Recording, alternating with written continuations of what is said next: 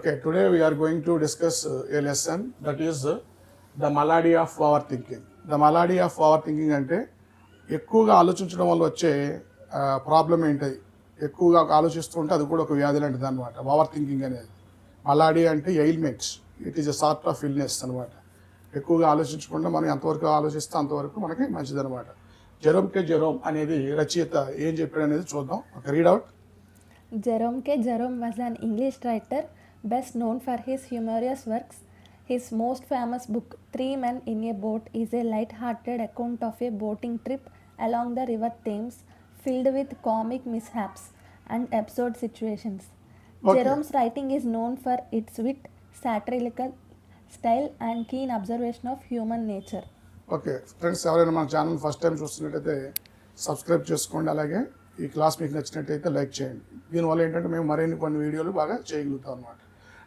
Jerome గురించి ఆలోచిస్తే మనకి రైటర్ పేరు చూస్తే కొంచెం వెరైటీగా ఉంటుంది మనకి.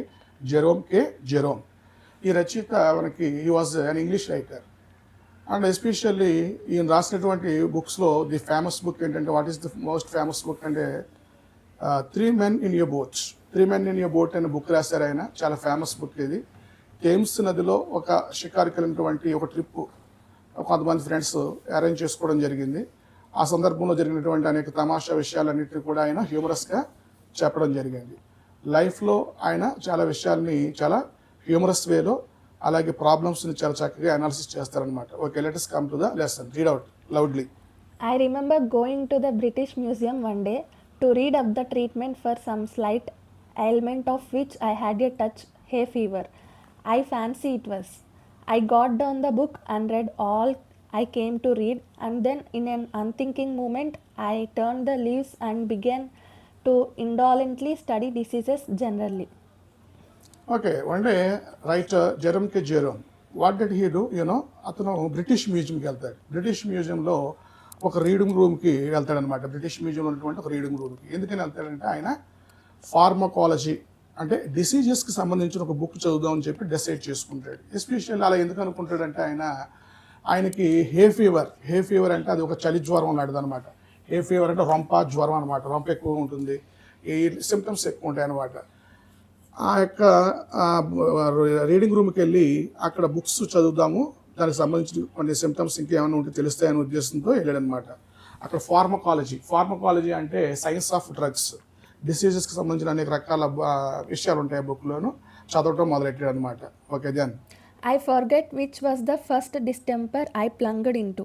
Some fearful, devastating scourge, I know, and before I had glanced half down the list of premonitory symptoms, it was borne in upon me that I had fairly got it. I sat for a while frozen with horror, and then in the listlessness of despair, I again turned over the pages. Okay, first ఏం చేస్తారంటే writer Jerome British మ్యూజియంలో ఉన్నటువంటి ఒక రూమ్లో, reading రూమ్లోకి వెళ్ళి books చదవడం మొదలుపెట్టాడు. యాక్చువల్గా అతని యొక్క పర్పస్ ఏంటంటే హే ఫీవర్ గురించి కొన్ని డీటెయిల్స్ తెలుసుకుందాం అని చెప్పి అనుకున్నాడు. కానీ ఆయన యొక్క బుక్ ఓపెన్ చేసి చదవటం మొదలుపెట్టిన తర్వాత అనుకోకుండా అక్కడ అనేక రకాల డిసీజెస్ ఉన్నాయి ఇంకా బుక్లో. ఒక్కొక్కటి అలా చదువుకుంటూ వెళ్ళిపోతున్నారనమాట. ఆల్ఫాబెటికల్ ఆర్డర్లో మొదలెట్టారు ఆయన. ఎందుకంటే అక్కడ ఉన్నటువంటి ఆ డిసీజెస్, అన్ని రకాల డిసీజెస్ గురించి ఇన్ఫర్మేషన్ ఉంది అక్కడ. ఫస్ట్ హే ఫీవర్ గురించి అనుకున్నారు, కానీ హే ఫీవర్ నుంచి టైఫాయిడ్ నుంచి ఇంకా remaining fevers and remaining diseases గురించి అలా చదువుకుంటూ వెళ్ళిపోతారు. Next I came to typhoid fever, read the symptoms, discovered that I had typhoid fever, must have had it for months without knowing it, wondered what else I had got, turned up St. Vitus dance, found as I expected that I had that too, began to get interested in my case, and determined to sift to the bottom, and so started alphabetically, read up egg and learned that I was sickening for it, and that acute stage would commence in about another fortnight. Okay, then first ఏం చేస్తారు, ఆయన హే fever గురించి మొదలుపెట్టారు. తర్వాత అలా చదువుతున్న ప్రాసెస్లో అనుకోకుండా అక్కడ ఉన్నటువంటి నెక్స్ట్ డిసీజెస్ గురించి అలా చదువుకుంటూ వెళ్ళిపోతున్నారు. అందులో ఫస్ట్ ఆయన చదివింది ఏంటంటే టైఫాయిడ్ ఫీవర్ గురించి చదివితే ఏమనిపించిందంటే ఆయనకి, ఆ టైఫాయిడ్ ఫీవర్కి సంబంధించినటువంటి సిమ్టమ్స్ కూడా ఈయనకు ఉన్నాయేమో అని ఒక రకమైనటువంటి ఫీలింగ్కి లోనయ్యారు అనమాట. టైఫాయిడ్ ఫీవర్కి సంబంధించిన సిమ్టమ్స్ ఉన్నట్టుగా అనిపిస్తూ ఉన్నాయి. చాలా కాలం నుంచి దానికి టైఫాయిడ్ ఉందామా అన్న ఫీలింగ్ కూడా కలిగేది. అలా అనేక రకాల డిసీజెస్ గురించి అక్కడ ఎక్స్ప్లెయిన్ చేస్తూ ఉంటే ఆ బుక్లో అవన్నీ ఈయనకే ఉన్నాయని చెప్పేసి ఈయన ఫీల్ అవుతూ ఉన్నారు. అలాగే నెక్స్ట్ సెయింట్ వీటస్ డ్యాన్స్ అనే డిసీజ్ గురించి చదివారు. దాని గురించి చదివినప్పుడు కూడా ఆ జబ్బు కూడా తనకేమో ఉన్నట్లుగా ఫీల్ అయ్యారు ఈయన. అంటే అది ఒక కండరాలకు సంబంధించినటువంటి వ్యాధి అనమాట. అది ఏమవుతుందంటే జస్ట్ మన బాడీలో కండరాలు మజిల్స్ జస్ట్ మూవ్ అవుతున్నట్టుగా ఫీలింగ్ ఉంటుందన్నమాట. ఆ సెయింట్ వీటస్ డిసీజ్ అనేది కూడా సెయింట్ వీటస్ డ్యాన్స్ అనే డిసీజ్ కూడా తనకి ఉందేమో అనుకున్నారు. తర్వాత నెక్స్ట్ ఇంకొక డిసీజ్ గురించి చదివారు. అదేంటంటే ఏగ్యూ అనే డిసీజ్ గురించి కూడా చదివారు. ఏగ్యూ గురించి చదివినప్పుడు కూడా అది మోడర్న్ డేస్లో ఏమంటామంటే దాన్ని మలేరియా వ్యాధి అంటాము. అది తనకు ఇంకో 14 రోజుల్లో తీవ్రం అయిపోతుందేమో అన్న ఫీలింగ్ కూడా కలిగింది ఆయనకి. అంటే ఒక దోమ కొట్టడం వల్ల వస్తుంది అనమాట. అది రాత్రి కూడా చలి జ్వరం కింద వచ్చేస్తుంది మలేరియా అంటే, అది కూడా వచ్చిందేమని చెప్పేసి. అంటే ఆ యొక్క అనుమానం ఎలా ఉందంటే రచయితకి ఓవర్ థింకింగ్ వల్ల ప్రతి డిసీజ్ బుక్లో రాసిన దానికి ఉందేమో అన్న ఫీలింగ్కి భ్రమకి లోను అవుతున్నారు. ఎవరంటే Jerome. Okay, next. Bright's disease. I was relieved to find I had only in a modified form, and so far as that was concerned, I might live for years. Chlora. I had, with several complications, and I seemed to have borne with. I plodded through the 26 letters, and the only malady I could conclude I had not got was housemate's knee. Okay, then what did he do again? Later he studied about especially Bright's disease అంటే అర్థం ఏంటంటే అది కిడ్నీస్కి సంబంధించినటువంటి వ్యాధి అనమాట. కిడ్నీకి సంబంధించినటువంటి వ్యాధి కూడా తనకు ఉన్నట్టుగా ఫీల్ అయ్యారు. అంటే అంటే ఆ సిమ్టమ్స్ బుక్లో ఏవైతే ఉంటాయో కిడ్నీ పేషెంట్కి ఎటువంటి ప్రాబ్లమ్స్ ఉంటాయని చెప్పేసి ఆ సిమ్టమ్స్ అన్ని తనకు కూడా ఉన్నట్టుగా ఫీల్ అయ్యారు ఆయన. దాంతో ఆ డిసీజ్ కూడా ఉందేమనుకున్నారు. తర్వాత నెక్స్ట్ అసలు ఈయన ఎలా చదువుతున్నారంటే ఈ డిసీజెస్ గురించి ఆల్ఫాబెటికల్ ఆర్డర్లో చదివేస్తున్నారు. ఏ నుంచి జెడ్ వరకు అనమాట. ఏ నుంచి జెడ్ వరకు ఏమైతే వ్యాధులు అక్కడ జస్ట్ రాసి ఉన్నాయో అవన్నీ కూడా ఒక్కొక్కటి చదువుకుంటూ ఫైనల్గా ఆయన ఎటువంటి కన్క్లూషన్కి వస్తున్నారంటే అందులో చెప్పిన వ్యాధులన్నీ కూడా తనకు ఉన్నాయేమో, ఆ సిమ్టమ్స్ అన్ని తనకు ఉన్నట్లు ఫీల్ అవుతూ చాలా భయానికి హీ వాజ్ నర్వస్. ఒక రకమైన చెప్పాలంటే he was full of tension, యాంగ్జైటీకి లోన్ అవుతూ ఉందన్నమాట. Next. I felt rather hurt about this first. It seemed somehow to be a sort of slight. Why hadn't I got housemate's knee? Why this individual's reservation? And one more thing is that especially ఈయన ఇన్ని diseases అన్నీ 26 letters ఉన్నాయి కదా మనకి ఇంగ్లీష్లో. ఏ నుంచి Z వరకు ఉన్నటువంటి అన్ని డిసీజెస్ ఆయనకు ఉన్నట్టుగా ఫీల్ అయ్యారు. అయితే ఇందులో హౌస్మేట్స్ నీ అనే జబ్బు మాత్రం ఆయనకి సిమ్టమ్స్ టాలీ అవ్వలేదు. అంటే ఆయనకి తనకు ఉన్నట్టుగా ఏమీ అనిపించలేదు. ఇన్ని జబ్బులు ఉన్నటువంటి తనకి ఆ ఒక్క వ్యాధి ఎందుకు లేదబ్బా అని చెప్పేసి ఓ రకంగా కొంచెం హర్ట్ అయినట్టుగా ఫీల్ అయ్యారు అనమాట. అంటే ఇన్ని జబ్బులు ఉన్నాయి ఈ బాడీలో, ఈ ఒక్కటి ఎందుకు మిస్ అయ్యాను నేను అన్నట్టుగా కొంచెం అలా ఫీల్ అయ్యి హౌస్మేట్స్ని అనేది ఎవరికి వస్తుంటే ఎక్కువ ఇళ్లలో ఈ పనులు అవి చేసుకునేవారు, బండ్లు అవి తుడుచుకునేవారు, ఇలాంటి వాళ్ళకి నొప్పులు అవి వస్తుంటాయి అనమాట, కాళ్ళు అవి కూడా. అంతకుముందు ఇది ఉన్నటువంటి జబ్బులన్నీ ఏమున్నాయండి అక్కడ బ్రెస్ట్ డిసీజ్ అయితే, కిడ్నీ డిసీజ్ అయితే మోడిఫైడ్ ఫామ్లో ఉంది. మోడిఫైడ్ ఫామ్ అంటే ఇంకొంచెం ముదిరితే చాలా ప్రాబ్లం అవుతుంది అనమాట. ఇలా కలరా ఉంది, మోడిఫైడ్ ఫామ్లో ఉన్నటువంటి బ్రెస్ట్ డిసీజ్ ఉంది. నెక్స్ట్ ఇంకా ఆయనకి చెప్పాలంటే డిప్తీరియా అనే వ్యాధి ఉంది. అంటే ఇది గొంతుకు సంబంధించిన వ్యాధి అనమాట. ఒక రకమైనటువంటి గొంతుకు సంబంధించినటువంటి వ్యాధి ఈ డిప్తీరియా.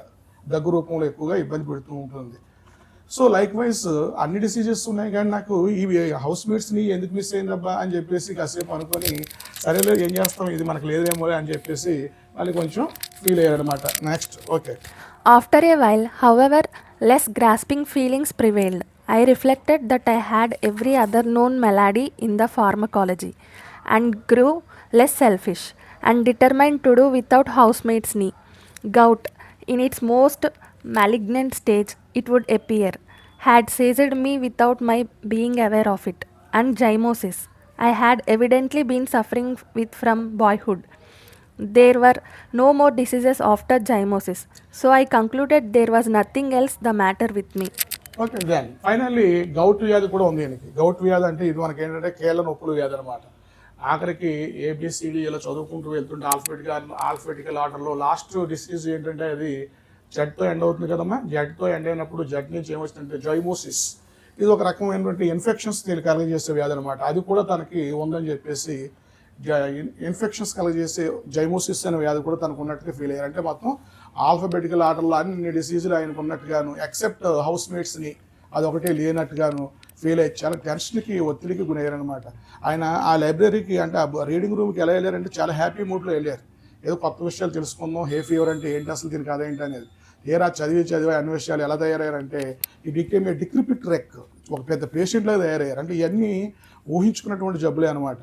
ఆయనకి సహజంగా వచ్చినవి కాకుండా ఆ సిమ్టమ్స్ తనకు ఉన్నాయేమని చెప్పి ఆయన జస్ట్ ఫీల్ అవుతూ ఉన్నారు. Next, I sat and pondered.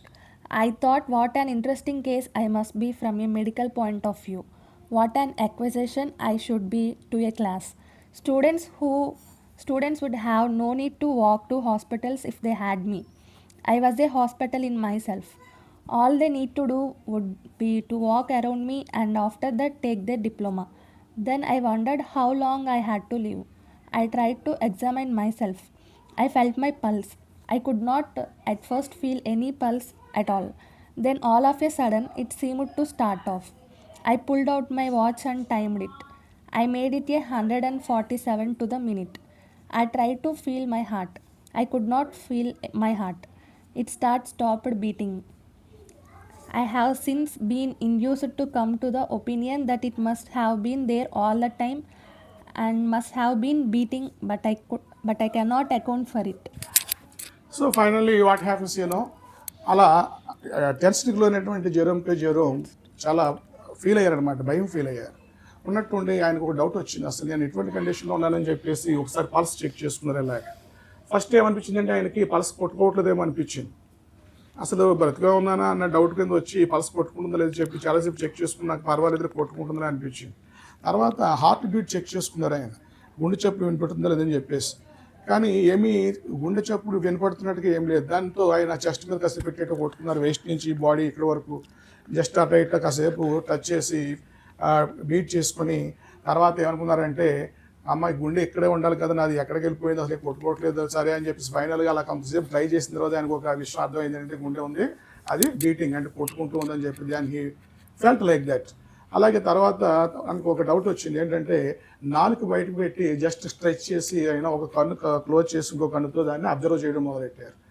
ఎవరైనా మన నాలుగుని చూసుకోవాలనుకోండి, మిర్రర్ ముందు నుంచొని మనం జస్ట్ స్ట్రెచ్ చేసి చూసుకుంటే చక్కగా కనపడదు. కానీ మన కళ్ళు మనం మూసుకొని ఒక కన్ను మూసి ఒక కన్ను తెరిచి ఇలా మనం టంగ్ని స్ట్రెచ్ చేసి చూస్తే ఎందుకు కనిపిస్తుంది, కనిపిస్తుంది కదా. అది టిప్ ఆఫ్ ద టంగ్ కనిపిస్తుంది ఆయనకి. ఆ టిప్ ఆఫ్ ద టంగ్ నాలుగు చివరికి మనకు కనిపిస్తుంది అనమాట. అది ఎలా ఉందంటే చాలా రెడ్ షేప్లో రెడ్ కలర్లో ఉంది, చాలా రెడ్ కలర్లో.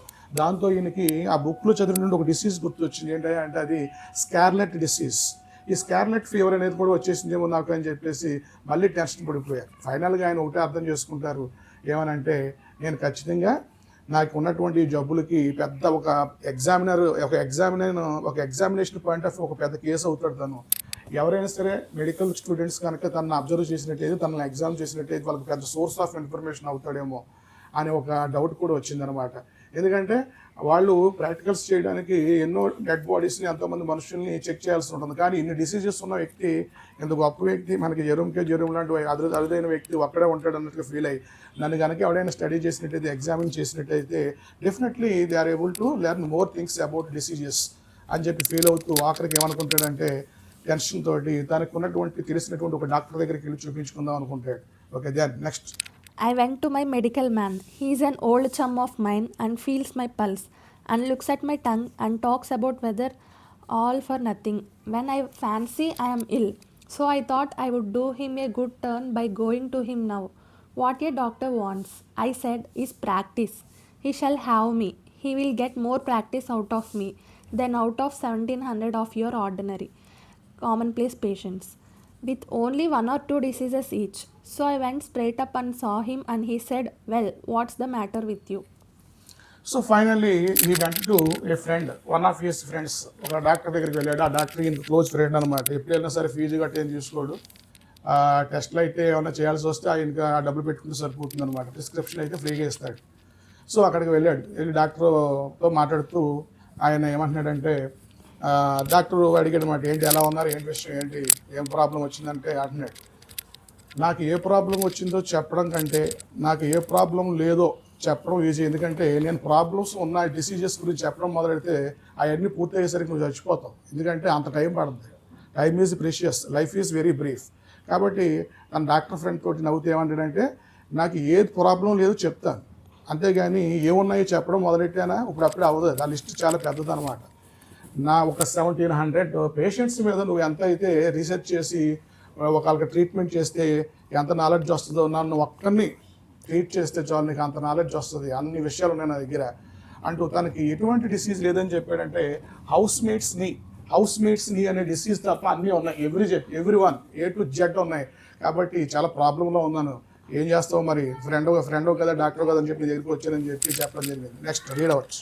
Then he opened me and looked down me and clutched hold of my wrist, and then he hit me over the chest when I was not expecting it.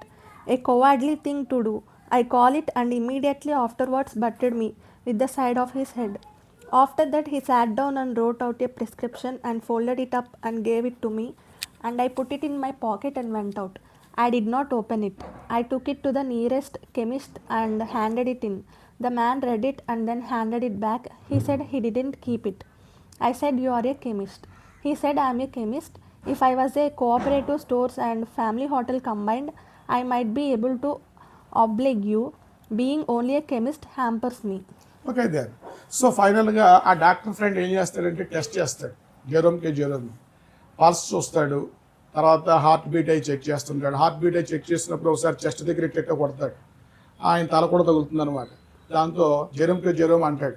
ఏంటి నాకు friend కదా అని చెప్పేసి ఏదో సరదా కొట్టేస్తున్నాడు ఏంటి, చెస్ట్ హార్ట్ బీట్ చూడడానికి ఇలా చేస్తున్నాడు ఏంటి, కోపం ఉంటే కొట్టేసేయాలి కానీ ఈ కొట్టి చూడటం ఏంటి అని చెప్పేసి ఫ్రెండ్గా కోపం ఉంటే కొట్టాలి కానీ, లేకపోతే ఏదో సరదాగా ఏదో చేస్తున్నట్టుగా ఇలాగ గుండెల మీద ఇలా టచ్ చేసి గట్టిగా కొట్టి చెక్ చేస్తున్నాడు ఏంటి అబ్బా అనుకొని ఫైనల్గా డాక్టర్ చెక్ చేస్తాడు. చెక్ చేసి తర్వాత ఆయన అనేక రకాలుగా టెస్ట్ చేసిన తర్వాత ఆయన ఒక విషయం చెప్తాడు అనమాట. దేర్ ఈజ్ నో డిసీజ్, ఏ ప్రాబ్లం లేదు, హాయిగా చక్కగా నేను ఇచ్చిన ప్రిస్క్రిప్షన్ ఫాలో అవ్వు, there is nothing else, so do it as the prescription was given to you అని చెప్పేసి ఒక ప్రిస్క్రిప్షన్ ఇస్తాడు.